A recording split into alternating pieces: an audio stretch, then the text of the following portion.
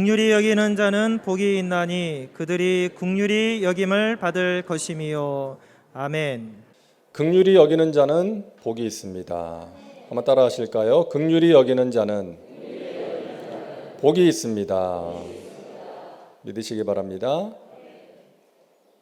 닉 부이지치는 태어나면서부터 양쪽 팔과 다리가 없는 그런 절망적인 상황을 극복하고 전 세계를 다니면서 많은 사람들에게 희망을 전하는 행복 전도사입니다.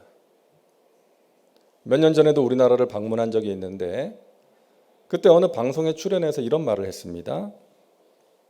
제가 죽은 뒤에 장례식장에서 사람들은 내 외모나 성공이 아니라 내가 어떤 사람이었는지에 대해서 이야기할 것입니다. 오늘이 마지막 날이라면 사람들이 나를 어떻게 기억할까요? 내가 어떻게 사랑하고 용서하고 용기를 줬는지를 기억할 것입니다. 이런 말을 했습니다. 여러분, 결국 우리의 인생은 우리가 어떤 일을 얼마나 했느냐가 아니라 우리가 어떤 사람이었느냐가 중요하다는 것이죠. 어떻게 사람들을 사랑하고 용서하고 용기를 줬느냐 하는 것이 중요하다는 것입니다. 몇 년 전에 개봉했던 증인이라는 영화가 있는데요. 이 마음을 따뜻하게 하는 영화거든요. 안 보신 분들은 보셔도 좋을 것 같습니다. 거기에 자폐증을 가진 학생이 나오는데 그 아이가 하는 대사가 있습니다. 한번 들어보시겠어요? 당신은 좋은 사람입니까? 네, 이 학생이 이제 증인이에요. 이 살인 사건 현장을 목격한 학생인데 자폐증을 가졌어요. 근데 어느 변호사에게 하는 말입니다. 당신은 좋은 사람입니까? 참 마음에 오랫동안 여운으로 남더라고요. 여러분, 우리가 살면서 우리 자신에게 던져볼 필요가 있는 질문 아니겠습니까? 나는 좋은 사람인가? 여러분, 어떤 사람이 좋은 사람일까요? 예수님의 성품을 닮은 사람 아닐까요? 예수님께서 말씀하시니 8가지 복을 받는 사람 아닐까요? 저와 여러분이 그런 사람 되시기를 주님의 이름으로 축원합니다.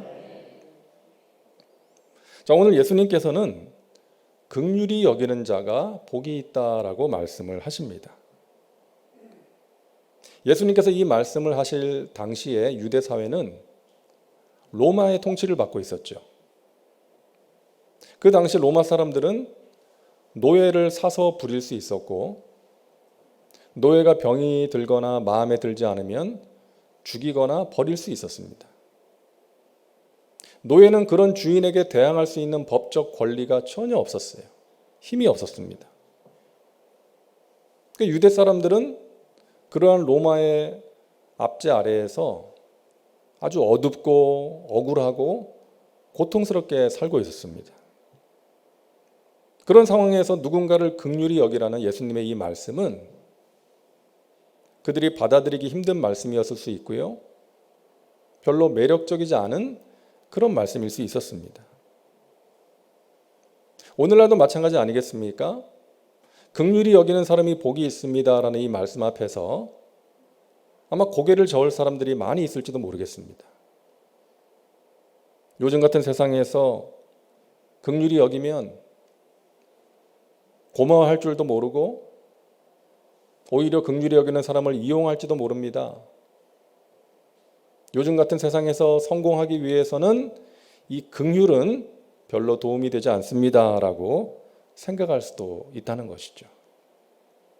자, 하지만 예수님께서는 분명히 말씀하십니다. 너희가 나의 자녀라면 내가 너희를 긍휼히 여긴 것처럼 너희도 누군가를 긍휼히 여기는 자가 되어야 한다라고 말씀하십니다. 그것이 예수 믿는 자들의 삶의 모습이요 마음이라는 거예요. 자, 그렇다면 예수님께서 말씀하시는 이 긍휼은 구체적으로 무엇일까요? 우리가 두 가지로 정리할 수 있습니다. 첫째는 어려운 사람을 불쌍히 여김으로 도와주는 것입니다. 성경에 나오는 이 긍휼이라는 단어는요, 자선과 구제의 의미가 들어 있습니다. 그러니까 고통 가운데 있는 사람들, 힘든 사람들을 불쌍히 여김으로 다가가서 선을 베푸는 거예요. 도와주는 것입니다. 불쌍히 여기는 마음에서 끝나는 것이 아니라 고통을 함께 나누고 그들의 필요를 적극적으로 채워주는 거예요. 먹을 것이 없는 사람을 보면 먹을 것을 주는 것입니다. 몸이 아픈 사람을 보면 찾아가서 위로해주고 기도해주는 것입니다. 외로운 사람이 있으면 다가가서 친구가 되어주는 거예요. 사랑이 필요한 사람이 있으면 사랑을 베푸는 것입니다. 예수님을 믿고 나서 나는 이것을 하지 않습니다 라고 말을 하는 사람들이 있더라고요. 나는 예수님을 믿고 나서 술, 담배를 하지 않습니다. 도박을 하지 않습니다. 거짓말을 하지 않습니다. 정말 귀한 일이죠. 하지만 참된 믿음은 안 하는 것에서 머무는 것이 아니라 더 나아가서 우리가 마땅히 해야 될 일을 하는 것입니다. 어려운 가운데 있는 사람들에게 관심을 가지고 사랑을 베푸는 거예요. 도와주고 격려하는 것입니다. 이것이 진정한 믿음이다. 믿음의 사람이 해야 될 일이라는 거예요. 그리고 그 일을 하기 위해서는 긍휼의 마음이 필요하다는 것이죠. 누가복음 10장을 보면 예수님께서 선한 사마리아 사람의 비유를 말씀하시지 않습니까? 어떤 사람이 강도를 만나서 가진 것을 다 빼앗기고 심하게 맞아서 거의 죽게 되었습니다. 그렇게 쓰러져 있는데 제사장과 레위 사람은 보고 피해서 지나갑니다. 그런데 어떤 선한 사마리아 사람은 그 강도 만난 사람을 보고 가서 응급처치를 하고 자기 짐승에 태워서 주막으로 데리고 갑니다. 거기서 하룻밤을 같이 보내면서 돌보아 주죠. 그리고 다음날 아침에 주막 주인에게 부탁을 합니다. 비용을 주면서 이 사람을 좀 잘 돌봐주세요. 비용이 더 들면 제가 돌아와서 드리겠습니다. 여러분, 이 선한 사마리아 사람은 강도 만난 사람에게 정말 하기 힘든 일을 한 거예요. 물질과 시간과 노력을 들인 것입니다. 그렇게 할 수 있었던 이유가 누가복음 10장 33절에 나오죠. 우리 함께 읽겠습니다. 어떤 사마리아 사람은 여행하는 중 거기 이르러 그를 보고 불쌍히 여겨. 바로 이것이죠. 제사장과 레위 사람은 하나님의 일을 하였지만 불쌍히 여기는 사람이 없었고 마음이 없었고, 이 선한 사마리아 사람은 강도 만난 사람을 불쌍히 여겼기 때문입니다. 오늘날도 이 긍휼의 마음을 가지고 어려운 사람을 섬기는 사람들이 있습니다. 저 나환자촌에 가서 나환자들을 섬기고 봉사하는 사람들이 있고요. 장애우들을 섬기고 또 가난한 쪽방촌 사람들을 위해서 헌신하는 그런 사람들이 있습니다. 자기 희생을 마다하지 않고 헌신하는 그런 분들을 보면 정말 고개가 숙여져요. 존경스럽습니다. 그런 일은 누구나 할 수 있는 일이 아니잖아요. 하나님의 어떤 특별한 부르심이 있을 때 할 수 있는 일이에요. 하지만 그런 특별한 부르심이 없다 할지라도 우리 모두가 할 수 있는 일이 있습니다.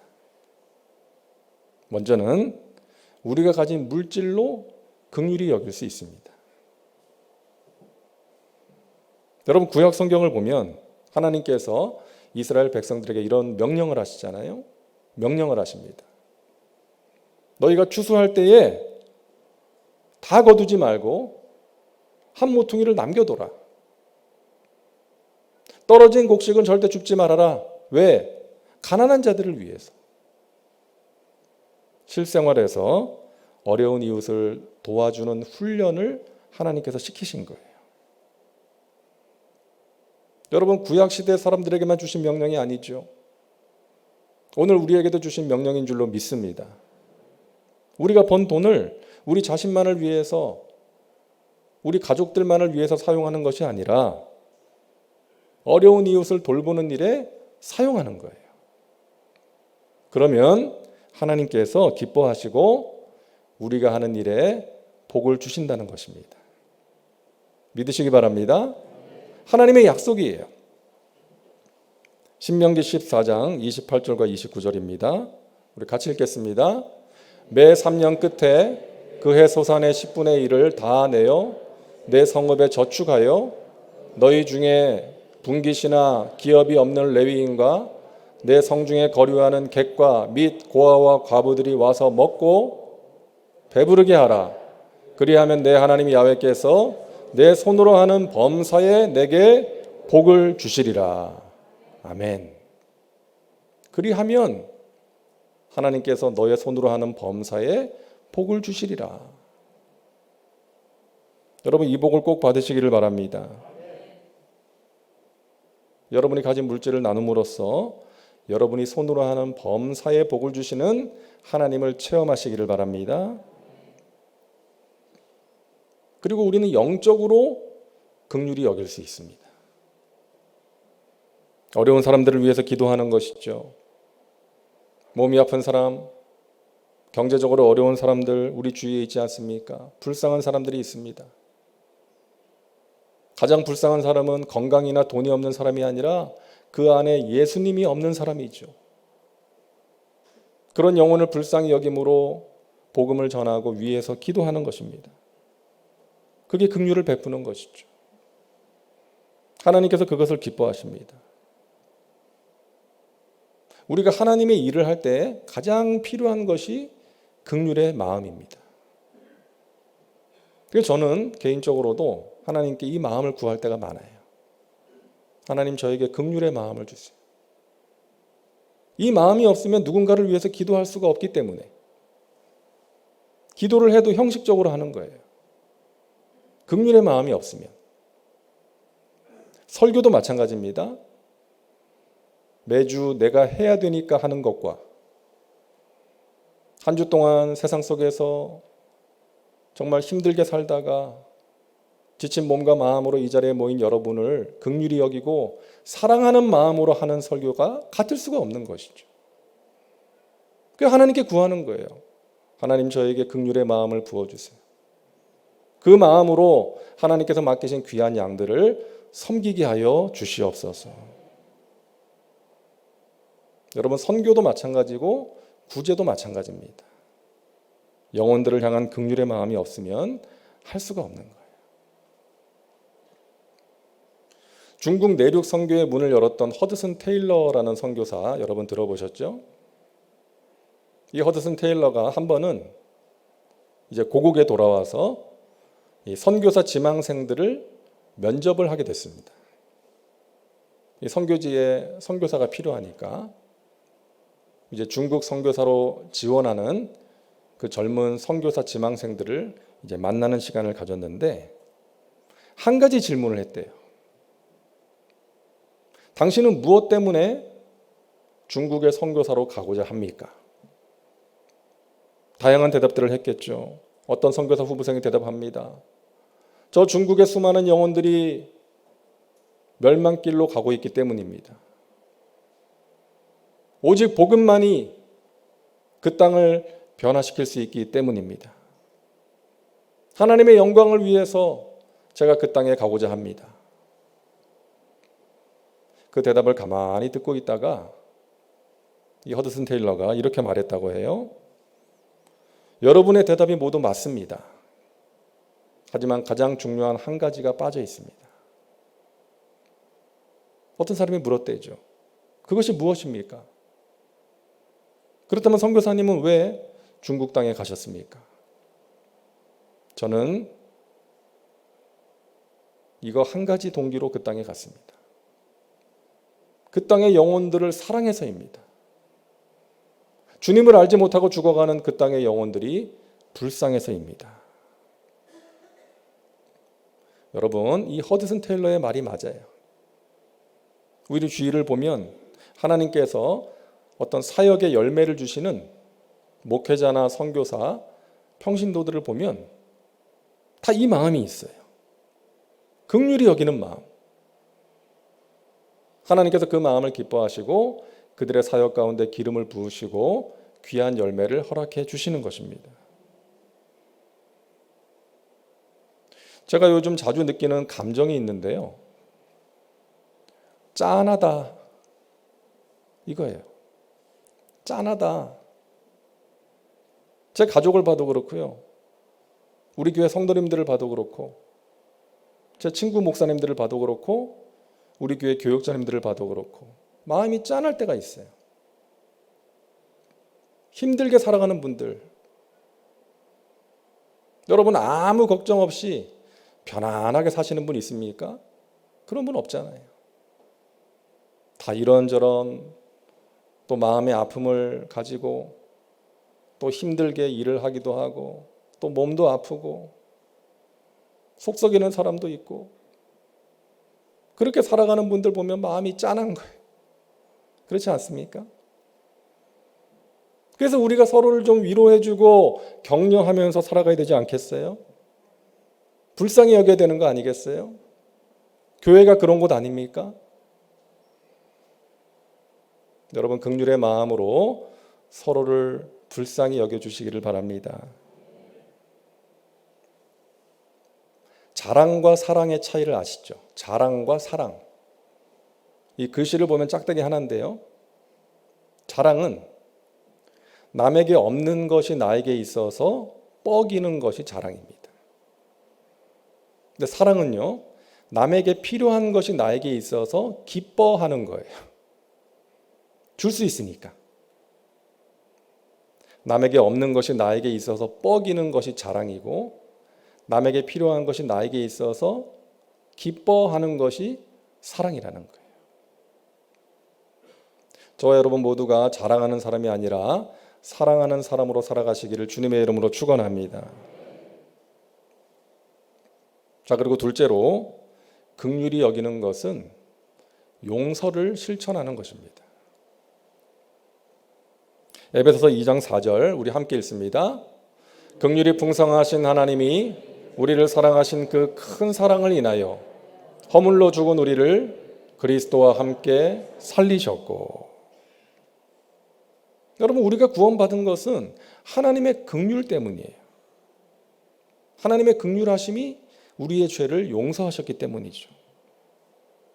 그래서 긍휼과 용서는 함께 가는 것입니다. 불쌍히 여기는 마음으로 용서하는 것입니다. 요한복음 8장을 보면 사람들이 현장에서 가늠하다 잡힌 여인을 끌고 예수님께로 옵니다.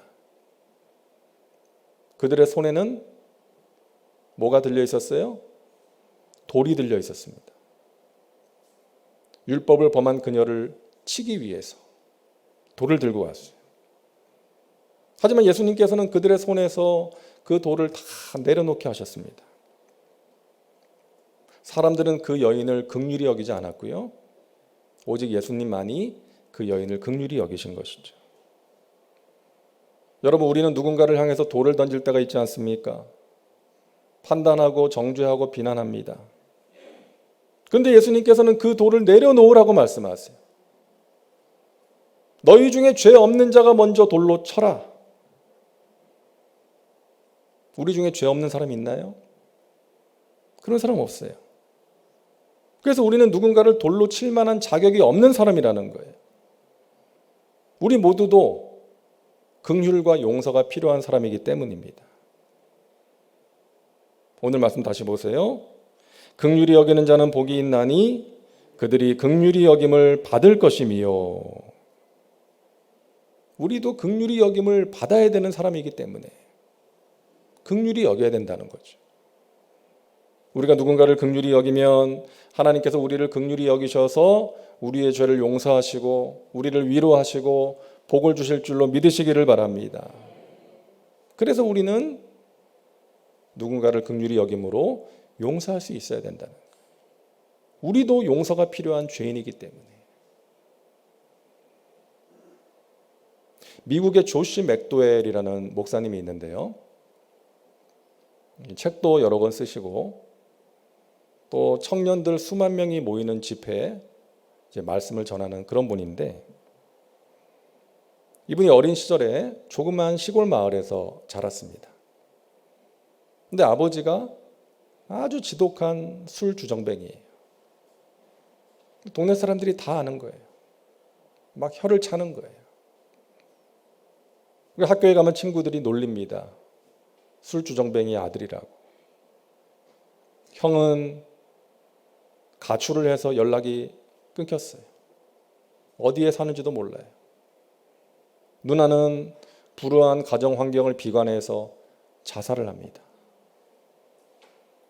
엄마는 아빠한테 맞아서 막 눈에 멍이 든 그런 모습으로 지낼 때가 많았고 누워있을 때가 많았어요. 그런 모습을 보면서 자랐으니까 아버지에 대한 증오가 가득했던 거죠. 그래서 장성에서는 술 먹고 들어온 아버지를 두들겨 팬 적도 있고 또 나무에 묶어놓은 적도 있었대요. 그리고 일부러 먼 도시에 가서 살았다는 것입니다. 장성에서 일을 하게 되면서 이제 그러다가 예수님을 만나고 하나님의 종으로 부르심을 받은 거예요. 목회자가 된 거예요. 열심히 사역을 합니다. 그러던 어느 날 하나님의 음성이 들려오죠. 너는 사람들에게 사랑하라고 설교하면서 너는 사랑하지 못하고 있구나. 너의 아버지를 용서해라. 사랑해라. 불쌍히 여겨라. 하나님, 제가 다른 사람은 몰라도 저희 아버지는 절대 용서할 수 없습니다. 하나님의 말씀을 거부해요. 그러다 어느 날 이제 급한 전화 한 통을 받게 되죠. 아버지가 중병에 걸려서 이제 위독하다는 연락을 받은 거예요. 이 조시 맥도웰 목사님은 눈물을 흘리면서 비행기를 타고 날아갑니다. 하나님, 이대로 떠나면 안 됩니다. 우리 아버지. 제발 제가 살아있는 모습을 보게 해주세요. 그렇게 기도하면서 달려갔어요. 다행히 아버지는 살아계셨어요. 기도하면서 아버지에게로 가까이 갑니다. 가서 보니까 바짝 야위었고 가쁜 숨을 몰아 쉬고 있는 거예요. 그 아버지를 보는 순간에 그 증오의 마음이 녹아내리는 거죠. 눈물을 흘리면서 아버지한테 그랬답니다. 평생 아버지를 증오하면서 산 저를 용서해 주세요. 저를 용서해 주세요, 아버지. 저도 아버지를 용서합니다. 그 말을 듣고 아버지가 눈물을 주르르 흘리면서 힘겹게 대답을 하더랍니다. 고맙다, 조시. 그 자리에서 아들의 인도로 예수님을 영접하고 일주일 후에 세상을 떠났다는 거예요. 그 조시 맥도웰 목사님이 집회 때마다 하는 이야기가 있어요. 외치는 말이 있습니다. 여러분, 용서할 기회가 있을 때 용서하십시오. 사랑할 수 있을 때 사랑하시기 바랍니다. 이 메시지를 선포하는 거예요. 사랑하는 여러분, 용서할 기회가 있을 때 용서하시기 바랍니다. 사랑할 수 있을 때 사랑하세요. 기회가 사라지기 전에. 저와 여러분은 하나님의 사랑과 긍휼을 받은 사람들 아닙니까? 그 하나님의 놀라운 사랑과 긍휼에 1,000,000,000,000이라도 보답한다는 마음으로 여러분 주위에 있는 사람들에게 긍휼을 베풀며 살아가시기를 바랍니다.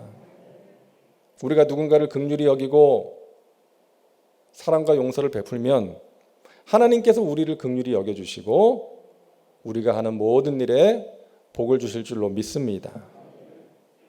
여러분, 긍휼히 여기는 자가 되셔서 하나님이 주시는 은혜와 복을 누리며 살아가시기를 주님의 이름으로 축원합니다. 기도합니다. 하나님, 감사합니다. 우리를 긍휼히 여기셔서 우리를 죄를 용서하시고 하나님의 자녀 삼아 주시고 영원한 천국 백성 되게 하신 것 감사합니다. 내가 너희를 긍휼히 여긴 것처럼 너희도 긍휼히 여기는 자가 되라고 말씀하셨사오니 하나님의 말씀에 순종할 수 있도록 저희들을 붙들어 주시고 인도하여 주옵소서. 긍휼히 여기는 자가 되어 우리의 범사에 복을 주시는 그 하나님을 체험하며 하나님의 은혜 가운데 거하는 복된 삶을 살게 하여 주시옵소서.